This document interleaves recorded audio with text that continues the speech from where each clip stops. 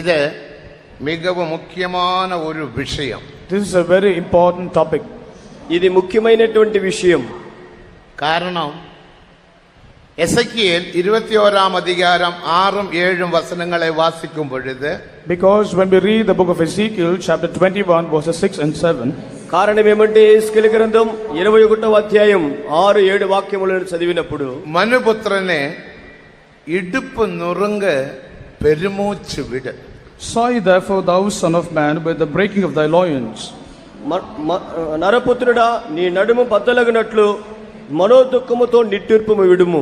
நீ எதற்காக பெருமூச்சு விடுகிறாய் என்று யாராவது உன்னிடத்தில் கேட்டால் துர்செய்தி வருகிறது என்று சொல்.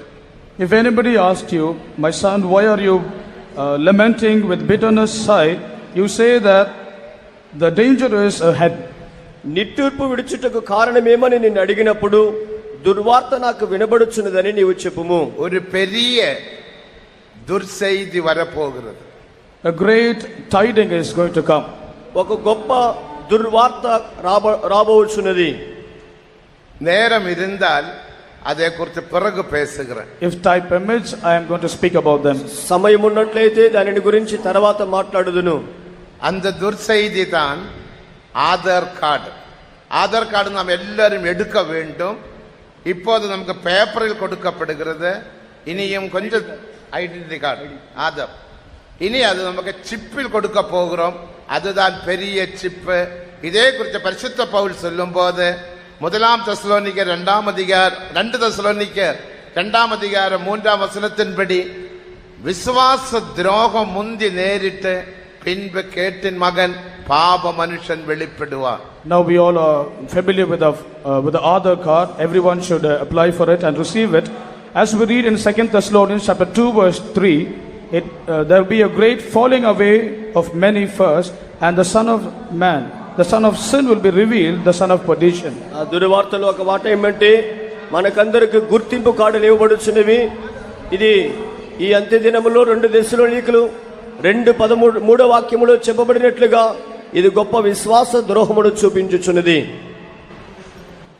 ஒரு மருந்து எடுப்பதோ கோபிப்பதோ விசுவாச துரோகமல்ல. Taking medicine or getting angry, that is not falling away from faith. మనం మందులు తినుటయో కోపపడుటయో ఇది విశ్వాస ద్రోహము కాదు.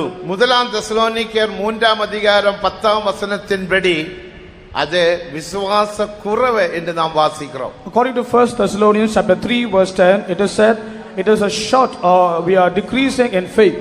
మొదటి దశలోనిలకు 3:10 వాక్యానుసారముగా అట్టి కార్యములు విశ్వాస కొదువు అని చెప్పబడుచున్నవి. ஆதார் கார்டு எல்லாரும் எடுக்க வேண்டும். நானும் எடுத்திருக்கிறேன். Everyone should receive the identity card, and I have also taken one. గుర్తింపు కార్డులు అందరూ పొందాలి. నేను కూడా పొంది ఉన్నాను. 2008ஆம் ஆண்டில் நான் எடுத்தேன். I received that card in the year 2008. 2008వ సంవత్సరమందు ఆ గుర్తింపు కార్డు నేను పొంది ఉన్నాను. இதுவரைக்கும் 4 கோடி மக்களுக்கு தான் அந்த கார்டு கொடுத்திருக்கிறார்கள். Till now 4 crores of people have received this identity card. ఇంతవరకు 4 కోట్ల మందికి ఆ గుర్తింపు కార్డుని ఇచ్చి ఉన్నారు. இந்தியாவில் 126 கோடி மக்கள் இந்தியாவில் உண்டு. In the land of India, there are a population about 126 crores of people. ఈ ఇండియా దేశమందు 126 కోట్ల మంది జనులు జీవిస్తున్నారు. தேவனுக்கு மகிமை. Glory be to God. దేవునికి మహిమ. அந்தி கிறிஸ்துவுக்கு கொடுக்க போகிற நாட்கள் வெறும் 3.5 வருடம். The time that is given for Antichrist is only for a period of 3.5 years. అంత్యక్రీస్తుకు ఇవ్వబడే కాలం అనేది 3.5 సంవత్సరములు మాత్రమే. தேவனுக்கு மகிமை. Glory be to God. దేవునికి మహిమ. முழு உலகத்திலும் 700 கோடிக்கு மேல் மக்கள் இருக்கிறார்கள். All over the world, a population about 700 crores of people live. లోకమంతటిలో 700 కోట్లకు పైగా జనులు ఉన్నారు. நீங்களே யோசித்து பாருங்கள். 700 கோடி மக்களுக்கு 3.5 வருடத்தில் கார்டு சிப் கொடுக்க முடியுமா? கொடுக்க முடியாது. அந்தி கிறிஸ்து வரும்போது அந்த லெக்கத்தை முத்திரையாக மாற்றுவான். அப்படி இருந்தால் அந்த லெக்கம் அவருடைய சரீரத்தில் காணப்பட வேண்டும். இப்பொழுது சரீரத்தில் முத்திரை அந்த லெக்கத்தை சிப்பு வழியாக போடுவார்கள். You yourself imagine 700 crores of people live in this world. Can the Antichrist give an identity card for all these people at one time within the short period of 3.5 years? He cannot do so. Just now he is applying it in the form of a chip. మీరు ఆలోచన చేసి చూడండి, ఈ 700 కోట్ల మంది జనులకు ఆ 3.5 సంవత్సర కాలంలో ఈ యొక్క చిప్పును ఎక్కించగలరా? అది అసాధ్యం గనుక ఇప్పుడే ఆ పనులు జరుగుచున్నవి. எல்லாரும் கவனிங்க. All of you pay attention. అందరూ గమనించండి. இதுதான் துர்செய்தி. This is evil report. ఇది దుర్వార్త. மனுபுத்திரனே பெருமூச்சு விடு. Son of man, you cry. నరపుత్రుడా నిట్టూర్పు విడుము. துர்செய்தி வரப்போகிறது. Evil tidings are going to happen. దుర్వార్త నాకు వినబడుచున్నది. BC 750 ஆண்டில் எசேக்கியேலுக்கு தேவன் இது வெளிப்படுத்தினார். In the year BC 750, the Lord revealed unto Ezekiel the prophet. క్రీస్తుకు ముందు 750 సంవత్సరములకు ముందుగా ఈ కార్యమును ప్రవక్తకు దేవుడు நமது బయలుపరిచాడు. நாட்களில் அது சம்பவிக்க போகிறது. This is going to happen in our days. మన దినాలలో అది జరుగుచున్నది. தேவனுக்கு மகிமை. Glory be to God. ప్రభువుకు మహిమ. 2005 ஆண்டில் In the year 2005, 2005 సంవత్సరమందు 1994 ஆண்டில் 666 பொதுவான லக்கம் என்று அவர்கள் சயின்டிஸ்ட் அல்லது UNO கண்டுபிடித்திருக்கிறார்கள். the UN have agreed that the common number is 666 in the year 1994.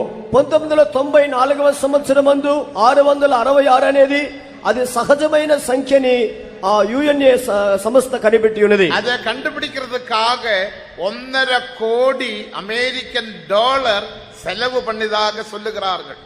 The people say that the report is saying that they have spent more than $500 million to identify this number, to bring this number to ఆ practice. సంఖ్యను కనిపెట్టి నిమిత్తమై 1.5 కోట్ల America డాలర్లు ఖర్చు పెట్టినట్లుగా చెప్పబడుచున్నది.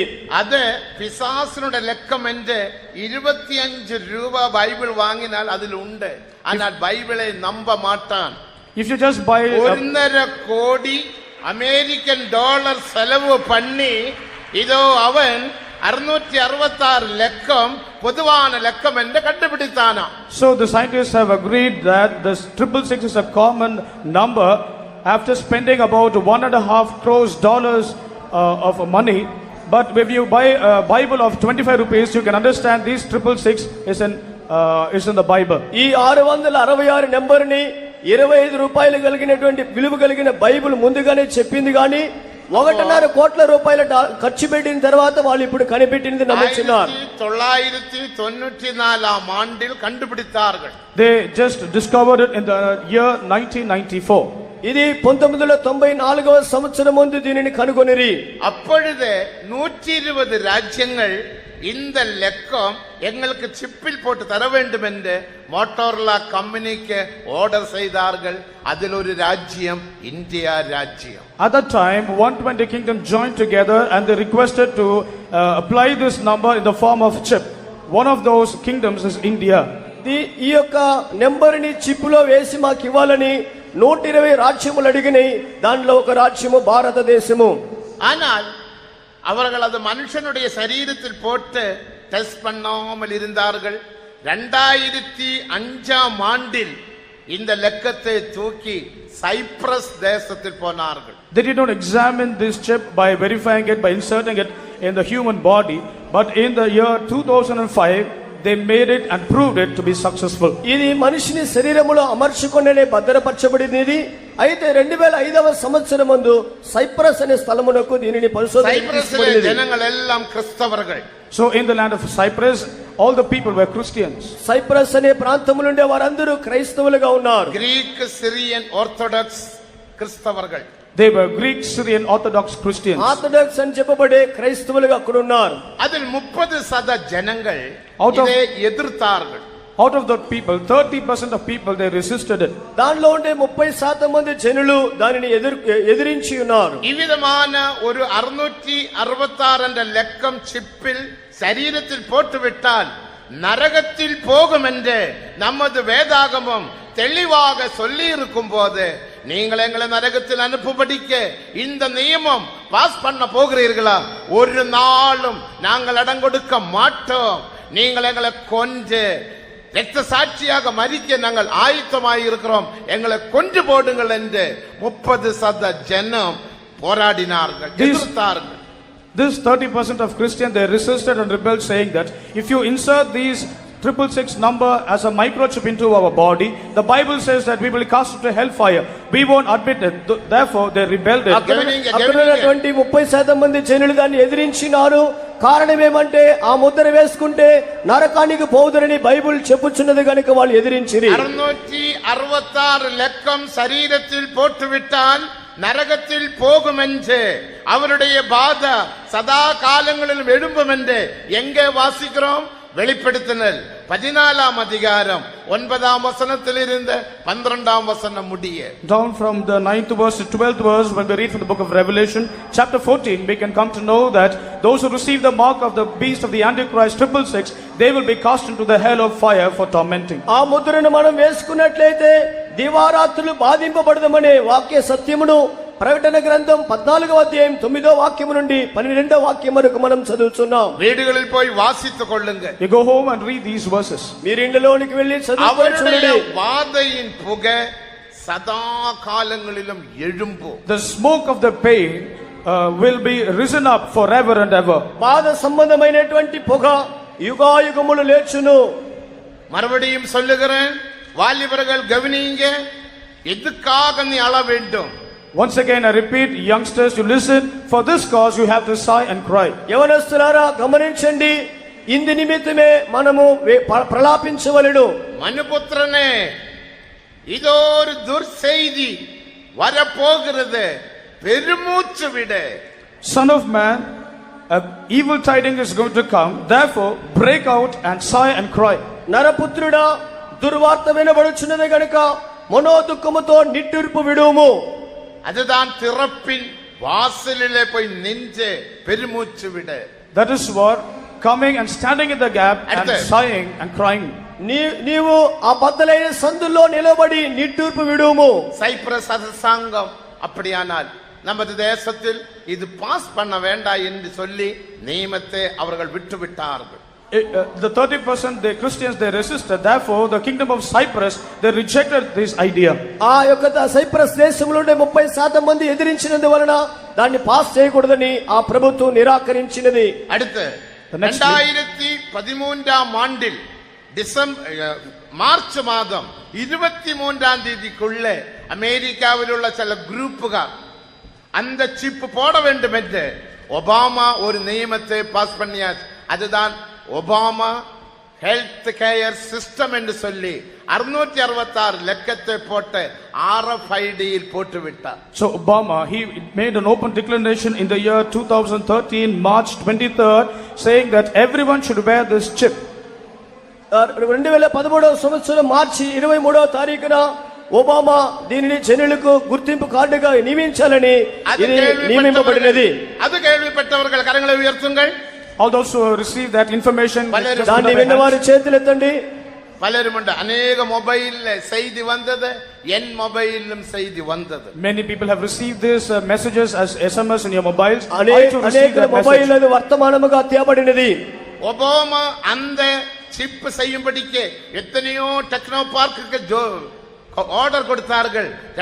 ஒரு மாசத்துக்கு முந்தி 10 லட்சம் பேரோட வேலை போய் விட்டது என்று செய்தி வந்ததை நீங்கள் கேள்விப்பட்டு இருப்பீர்களே, உங்களுடைய கண்கள் திறக்கட்டும். So this President Obama, he said that he has given so many technicians to do this idea.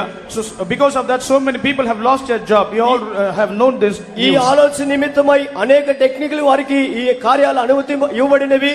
ఇందు నిమిత్తం ఎంతో మంది తమ ఉద్యోగములను కోల్పోయి ఉన్నారు. அங்கேயும் ஜனங்கள் எதிர்த்தார்கள், எங்களுக்கு வேண்டவே வேண்டாம் என்று சொல்லி. In those days, people rebelled and resisted that we don't need this thing. ఆ దినాలలో ఈ సంఖ్య ముద్రించకూడదని అనేకులు ఎదిరించిరి. அந்த சிப்பினுடைய நோக்கம் அது ஒரு மெடிக்கல் டெஸ்ட். அதாவது அந்த சிப் சரீரத்தில் போட்டுவிட்டால் 666 என்ற லட்சமாக RFID-யில் போட்டு சரீரத்தில் போட்டு விட்டால், கம்ப்யூட்டரில் போனால் நம்முடைய ஹார்ட் எப்படி இருக்கிறது, கண் எப்படி இருக்கிறது, காது எப்படி இருக்கு, உடம்பிலே அவயவங்கள் எந்தெந்த நிலைமையில் இருக்கிறது என்று நமக்கு கண்டுபிடிக்கலாம். The reason for inserting this RFID chip inside our body is to check up how the heart pumps, how the physical system of our body functions. ఈ 666 ముద్ర శరీరములు అమర్చిన తర్వాత మన గుండె ఏ విధంగా కొట్టుకుంటుంది, మన శరీర భాగాల యొక్క పరిస్థితులు ఏ విధంగా ఉంటాయని మెడికల్ విధంగా పరిశోధన చేయబడినదిగా ఉన్నది. Obama health care system. That is called Obama health care system. ఇది ఒబామా యొక్క హెల్త్ కేర్ సిస్టమ్ గా ఉన్నది. ఫెయిలర్ ఆయి విట్టது. That also became a great failure. అది అపజయము పొంది ఉన్నది. ఇని అంద లెక్కం Enga వరకూடும்? Now where will this mark come? ఆ లెక్క ఎక్కడికి రాబోతుంది? ఎంగ వరకూடும்? ఎక్కడికి వచ్చును? സുവിശേഷ വിരോധികളുടെ രാജ്യത്തിൽ വരക്കൂടും. It will come into the anti-Christians kingdom. సువార్త విరోధుల యొక్క రాజ్యములో వచ్చును. ഒന്നുകിൽ നേപ്പാളിൽ വരലാം, Perhaps it may come- ഇരാവിട്ടാൽ ശ്രീലങ്കാവിൽ വരലാം, ഇരാവിട്ടാൽ ഇന്ത്യാവിൽ വരലാം. Perhaps it may come in the land of Nepal or Sri Lanka or even in India. అది నేపాల్లోనో శ్రీలంకలోనో లేదంటే ఇండియా దేశంలో కూడా రావచ్చును. ഇന്ത്യാവിൽ அந்த கார்டு, இப்ப ஆதார் கார்டு நமக்கு பேப்பரில் கொடுக்கிறோம், இதெல்லாம் தொலைஞ்சு போகுது, அதனால 35 ரூபா கொடுத்து நீங்கள் பிளாஸ்டிக்கில் வாங்க வேண்டும் என்ற ஒரு செய்தி வந்தது. இப்போது அதுவும் ஸ்டாப் பண்ணி இருக்கு. ஆதார் கார்டு கொடுக்கிற விஷயம் இப்ப கொஞ்சம் ஸ்லோவில் வண்டி போகுது. எதற்காக? சிப்பில் போட்டு கொடுக்கும்படியாக. அப்படிப்பட்ட சிப்பு இன்றைக்கு உன்னுடைய சரீரத்தில் போட்டு விட்டால் நிச்சயமாக உனக்கு உலகத்தில் கஷ்டம் உண்டு. ஆனால் அந்த சிப்புக்காக நீ எதிர்த்து போராடினால் நீ பரலோகத்தில் போகலாம், பூமியில் பல கஷ்டங்கள் அனுபவிக்க வேண்டும். Now we hear so many uses that because of issuing these identity card and papers, it is getting lost. We have to practice it by using plastic cards, and now everything will be in process and in change, and that will come in a microchip. When you resist it, you will find so many troubles and so many other persecutions. But if you resist it, you can escape from ఈ danger. ఆధార పట్ట కోల్పోవచ్చున్నందువల్ల ఇది plastic అడ్డగా మార్చాలన్నారు. ఈ పరిస్థితులన్నీ ఇప్పుడు చల్లబడినట్టుగా ఉన్నాయి. అయితే కారణం ఏమంటే ఇది 666 చిప్పుగా తీసుకుని రాబడుటకు ఇలాగ చేయబడుచున్నది. ఇండియావుడే నియమమాగలాం. Perhaps it may be broadcast in India. అది ఇండియా యొక్క ప్రమాణముగానే మారవచ్చును. 666 ஒரு முறை சரீரத்தில் போட்டு விட்டால் அது பிறகு எடுக்க முடியாது என்று மோட்டோரோலா கம்பெனிக்கார் சொல்லி இருக்கிறார். Motorola company have advised saying that once this microchip is inserted in the body, it can never be removed. ఈ 666 ముద్ర శరీరములు అమరిస్తే ఇక బయటికి తీలేమని మోటారా కంపెనీ వాళ్ళు చెప్పి ఉన్నారు. அதில் ஒரு பேட்டரி உண்டு. There is a battery inside it. దానిలో ఒక బ్యాటరీ அந்த కలదు. பேட்டரி வெடித்து விடுமா? That battery will explode. ఆ బ్యాటరీ పగిలిపోతుందా? அந்த பேட்டரி லித்தியமில் செய்ததான ஒரு battery. That battery is made up of the material called lithium. దానిని నిథియం అనే మెటీరియల్ చేయబడినది. எடுத்தால் If you just take it out from the body, దానిని శరీరమును బయటికి తీస్తే வெடிக்குமா? these batteries will explode. ఆ బ్యాటరీ పగిలిపోతుంది. உடனே உன்னுடைய mind தாக்கப்படும். Your mind will be disturbed and it will just damage your brain. ఆ సందర్భములో మెదడు అనేది దెబ్బతినిపోతుంది. அப்புறம் நீ ஒரு பைத்தியக்காரனை போல மாறி Then விடுவாய். you will be as an insane person. వారు పిచ్చివారుగా మార్చబడుదురు. இது சீக்கிரத்தில் சம்பவிக்க போகிறது. Very soon this is going to take place. ఇది త్వరలో జరగబోచున్నది. அதனால தான் நமது இயேசு கிறிஸ்து என்ன சொன்னார்? Because of which, what did our Lord Jesus Christ inform us? అందువలనే మన ప్రభువైన యేసుక్రీస్తు ఏమి చెప్పి ఉన్నారు? லூக்கா 21ஆம் அதிகாரம் 36ஆம் வசனத்தை நாம் வாசிக்கும் பொழுது, Reading from the Gospel according to Luke chapter 21 verse 36. లూకా సువార్త 26:36లో మనం చదివినప్పుడు 24:36 ஆகையால் நீ சம்பவிக்க போகிற இவைகளுக்கெல்லாம் நீங்கள் தப்பி ஆகையால் சம்பவிக்க போகிற இவைகளுக்கெல்லாம் நீ தப்பி மனுஷகுமாரனுக்கு முன்பாக நிற்க பாத்திரவான்களாகும்படி நிற்க பாத்திரமாக எண்ணப்படுவதற்கு எப்பொழுதும் ஜெபம் பண்ணி விழித்திருங்கள் என்றார். எப்பொழுதும் ஜெபம் பண்ணி விழித்திருங்கள். Watch ye therefore and pray always that ye may be counted worthy to escape from all these things that shall come to pass and to stand before the Son of Man. కాబట్టి జరగబోయేటటువంటి తప్పించుకొని మనిషి కుమారుని ఎదుట నిలబడకు శక్తిమంతులగునట్లు ఎల్లప్పుడూ ప్రార్థన చేయించు మెలకువగా ఉండుడి. நமக்கு யாவருக்கும் ஒரு ஜெபாவி தேவை. Therefore all of us need a life of prayer. అందువలనే మనందరికీ ప్రార్థనాత్మ కావాలను. பெருமூச்சு விட்டு அழ வேண்டும். We have to sigh and cry. మనము మనోదుఃఖముతో నిట్టూర్పులు విడుచుచు ఏడవలను. ஜெபித்தால் If you pray in this manner, ఇలాగ మనము ప్రార్థిస్తే எசையா 57 அதிகாரம் 1 வசனத்தின்படி according to Isaiah chapter 57 verse 1, యెషయా గ్రంథం 57వ అధ్యాయం మొదటి వాక్యానుసారముగా ஜெபத்தினால நீ பரிசுத்தவானாக நீதிமானாக மாற முடியும். through prayer life you can become a saint, you can live a holy life. ప్రార్థన ద్వారా నీవు నీతిమంతుడిగా పరిశుద్ధుడిగా మార్చబడగలవు. ஜெபம் நம்மை பரிசுத்தவானாக மாற்றுகிறது. Prayer makes us as holy men. ప్రార్థన మనల్ని పరిశుద్ధులుగా మార్చుచున్నది. ஜெபத்தினால் நீ பாவம் செய்யாமல் ஜீவிக்கலாம், நீதிமானாக மாறலாம். Through prayer you can refrain from committing sin, you can become a righteous person. ప్రార్థన ద్వారా పాపము చేయకుండా జీవించవచ్చును, నీతిమంతుడిగా మార్చబడగలవు. நீ நீதிமானாக மாற்றப்பட்டால் If you are changed as a righteous man, నీవు అలాగా నీతిమంతుడిగా మార్చబడితే இனி எசையா 57 அதிகாரம் 1 வசனம், Isaiah chapter 57 verse 1, యెషయా గ్రంథం 57వ అధ్యాయం మొదటి వాక్యము, நீதிமான் மடிந்து போகிறான், நீதிமான் மடிந்து போகிறான், ஒருவரும் அதை மனதில் வைக்கிறதில்லை. புத்திமான்கள் எடுத்துக்கொள்ளப்படுகிறார்கள், ஆனாலும் தீங்கு வராதற்கு முன்னே தீங்கு வராததற்கு முன்னே நீதிமான் எடுத்துக்கொள்ளப்படுகிறான். நீதிமான் எடுத்துக்கொள்ளப்படுகிறார். the righteous is taken away from the evil to come. కీడు చూడకుండా నీతిమంతులు కొనిపోబడుదురు. இந்த தீங்கு வருகிறதுக்கு முன்னமே, Before this evil happens, ఈ కీడు రాకుండాకు இந்த ముందుగానే, துர்செய்தி வருகிறதுக்கு முன்னமே, before this evil titan comes, ఈ దుర్వార్త రాకముందే தேவன் உன்னை எடுத்துக்கொள்வார். the Lord will take you up. దేవుడు నిన్ను ఎత్తుకొనును. அதுக்கு உன்னுடைய வாழ்க்கையில் ஒரு போராட்டம், ஒரு ஜெபாவி தேவை. போராடி அழுத கண்ணீர் விட்டு நீ ஜெபிக்க வேண்டும். Before that you need a prayer life of crying and shedding tears in the presence of God and wrestling in prayer. ఇందు నిమిత్తమై నీవు పోరాడి కన్నీరు కార్చి ప్రార్థించవలెను. தேவனுக்கு மகிமை. Glory be to God. దేవునికి మహిమ.